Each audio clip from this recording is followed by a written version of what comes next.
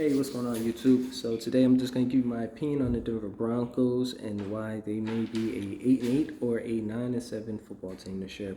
One of the reasons is the trade for Teddy Bridgewater. Now, Teddy Bridgewater on paper is a better quarterback than Drew Lock. And I'm just going to run down a couple of numbers.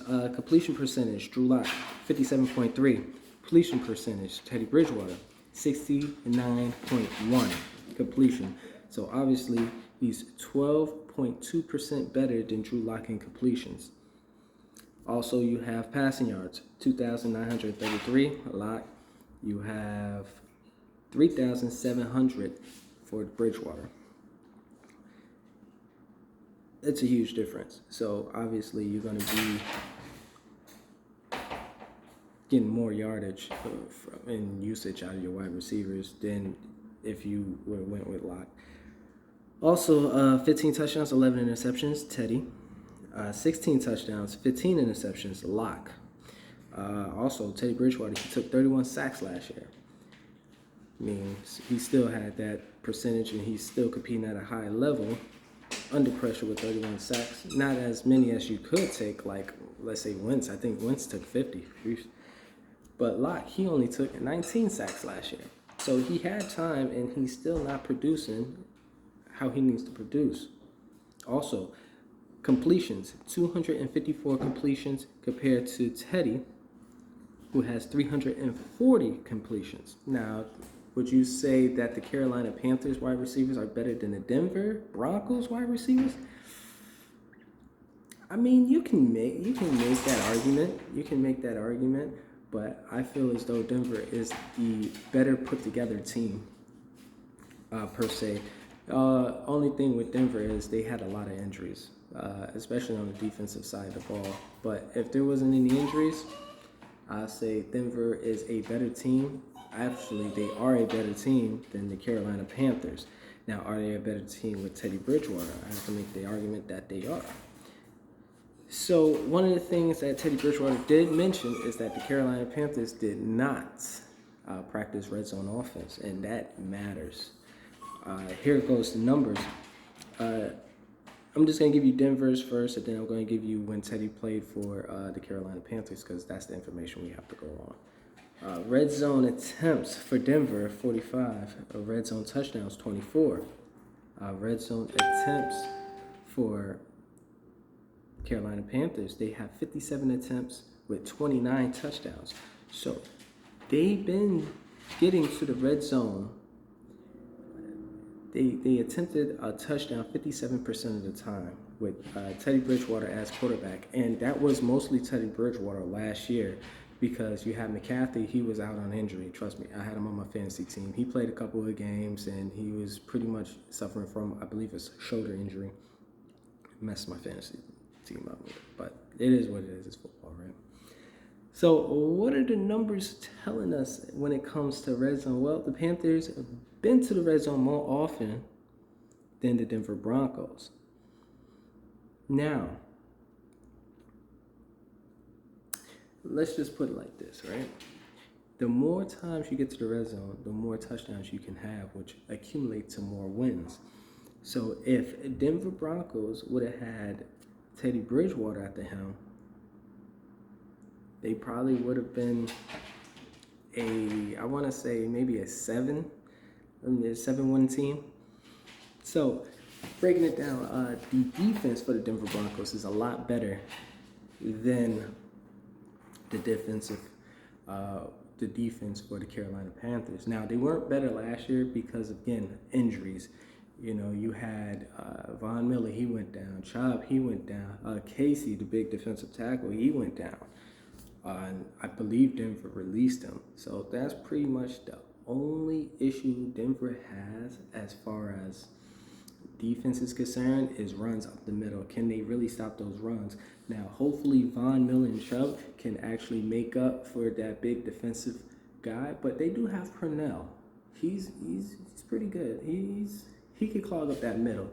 As long as they have big guys who could clog up the middle to make it really hard for the offensive line, and they have to draw a bunch of double teams, and they have a bunch of good linebackers, I believe Denver should be all right as far as stopping the run. And also, having a good offense will help your defense out a lot. Because Teddy Bridgewater, they were putting up some yards, you know. I believe, in my opinion, I believe the Denver Bronco wide receiver core is a lot better than the Carolina Panthers receiving core. And also, the Denver Broncos running game will be a lot better than Carolina Panthers running game last year. Now, that's because McCaffrey was out. Now, if McCaffrey was still in, absolutely Carolina Panthers would have been, their running game is a lot better than Denver's. Let's just put it that way. But I believe that Denver is a more well put together team than the Carolina Panthers, if you agree with me. And also, if you look at their conference, they face Kansas City Chiefs. Kansas City is Kansas City. But the difference between these Kansas City Chiefs than Teddy Bridgewater playing for Carolina Panthers is that these are division rivals. So they see this team more often than twice in a year. So it's more likely that they can beat them. Now, Teddy Bridgewater, I believe he came close to beating the Chiefs.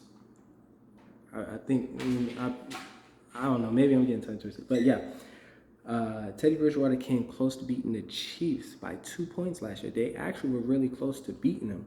So if Teddy Bridgewater came that close to beating the Chiefs on the Carolina Panther team, I'm sure he can beat them as a division rival. So that's one game Denver can win against. Now, if Denver can win against the Kansas City Chiefs, they can win against the Las Vegas Raiders and the LA Chargers. Now, the thing about the LA Chargers is I really like the LA Chargers. Their defense is going to be solid. They would have been over 500 if a lot of their defensive players didn't go down, especially the safety and the defensive end. But here's the thing about the LA Chargers. Again, these two teams are division rivals. The Chargers, I think it's Herbert, their quarterback, is going into the second year, and it's really hard for a second-year quarterback to, I guess, move on to that next level. They have that second year where now teams know what they're going to do, getting reads on them. You know, it's going to be a hard time for him to adjust after this year or in this year. So I believe Denver can beat all of these teams at least once, because they're all division rivals, especially the Raiders. The Raiders, 1-1. So right there, 3 games automatically. And I was looking at their schedule. They had a couple of easy games on the road. They had the Jets. They have the Eagles. They have, who else? The Jets, the Eagles. So that's 3, 4, 5. That's 5, 6, 7, 8. So they can squeeze the Jets, the Eagles, the Giants they play against, and a couple other teams. I can't remember them, but their schedule is pretty favorable for them. And there's a couple teams that has to come to their home turf, and plus Denver has the home field advantage of the air. You know, the air is a lot thinner, and it actually matters when they have the home field advantage. And then going out and playing somewhere else, getting used to that air, you know, it gives them a little extra oomph. Then you got Melvin Gordon at the running game. Again, Denver is a well put together team. The thing I would say that Denver has is taller receivers. You got 6'4", you have a 6'4" tight end, you have a 6'1" Judy. He's a good receiver. He was the number 1 pick. And if Teddy Bridgewater can put up 3,700 yards with Robbie, DJ Moore, and Curtis Samuel, and these guys aren't true like number 1 receivers. I believe Judy could be a true number 1 receiver if, you know, they say he has the best route running feet in the game. So imagine what he has. And then he has a 6'4" receiver. I mean, the possibilities are endless.